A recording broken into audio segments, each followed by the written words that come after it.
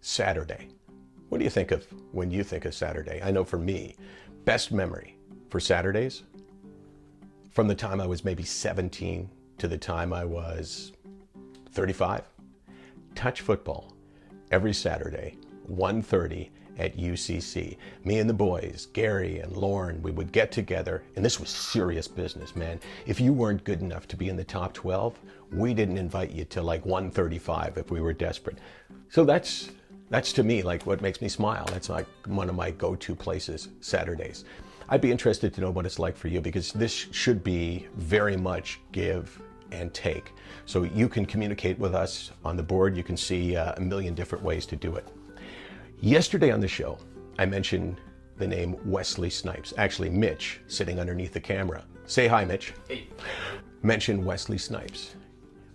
Wesley Snipes, you remember his movies, Blade, Blade 1, Blade 2, Blade 3. Terrible. Oh my gosh. No dialogue at all. So Wesley Snipes is a guest on OTR, and I walk into the green room, and I can just see the communication, eye to eye, didn't like me at all. Picks up a chocolate chip cookie in our green room, takes a bite, goes, throws it back down in the pile. I thought, you know what? I don't like this guy. So we get up to go to the show, and we come to a door, and he comes to the door first and stops and looks at me to open the door for him. And you know, the way this was evolving, I'm thinking, no, that's kind of rude. It's a power thing on his part. So I looked at him, and he looks at me, and we're actually just staring face to face in front of the door.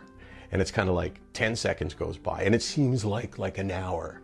And finally, I give him a look like, whatever. And I open the door. We go in, we do the show, and I called the IRS, and he went to jail. This is the daily Landsblog. Not just about talking about mental health, although that's obviously a huge thing. The reason why we do this actually is because we want you to feel like you're never alone. Like no matter what happens, there's always someone there. SickNotWeak.com. And there's that guy Landsberg. I can click on this as many times as I want. And you know what? He gets me because he's been through it himself. We try to correspond as well, as I said. And I wrote an article about, you probably remember Wade Belak. He was a buddy of mine. And in one of the worst things that's ever happened to someone that I care about, he took his own life. And I wrote a story for tsn.ca, and I got a lot of response from it. Here's one. Thanks for your message. I'm emailing you from PEI and letting you know that your story not only hit me personally, but also professionally. My brother suffered from depression and suicided 11 years ago while living in Winnipeg. He would have loved to see the Jets coming back to town, although he was a true Maple Leaf fan like myself and like me.